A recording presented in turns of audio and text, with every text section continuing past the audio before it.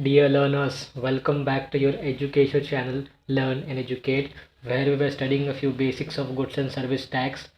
under Central Goods and Service Tax Act 2017. Now, Section 2, Clause 47, Exempt Supply means the supply of any goods or services or both which attracts nil rate of tax or which are wholly exempt from the tax under Section 11 of the Central Goods and Service Tax Act and or which are been exempt by Section 6 of Integrated Goods and Service Tax Act and includes in all taxable supply. Under Section 11, where the government is satisfied that it has been necessary in the public interest to exempt, to recommend,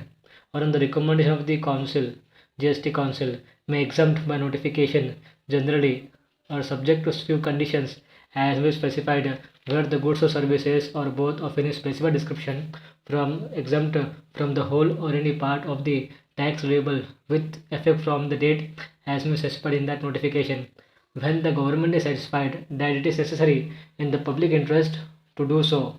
then it shall under an exceptional nature and exempt from payment of tax or any goods or services or both on which tax was levied. When the government consider it necessary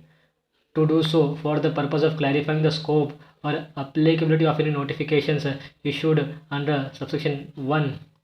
of section 11 or an order which has been issued under subsection 2 of section 11, insert an explanation issued or the case may be for the time within which the 1 year of the issue of the notification and every explanation with effect from as it has been part of the first notification or order. Exempt supply means the supply of goods or services or both which attracts nil rate of tax, which attracts tax but it is nil rate of tax, or are specifically exempt from the GST through the government notification, and it includes a non-taxable supply. Thus, the supply of goods or services or both that do not attract GST, which includes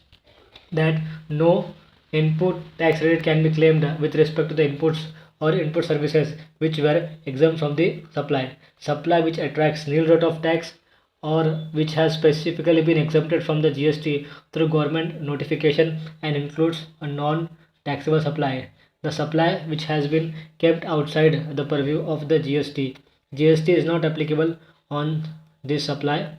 and no input tax credit is available.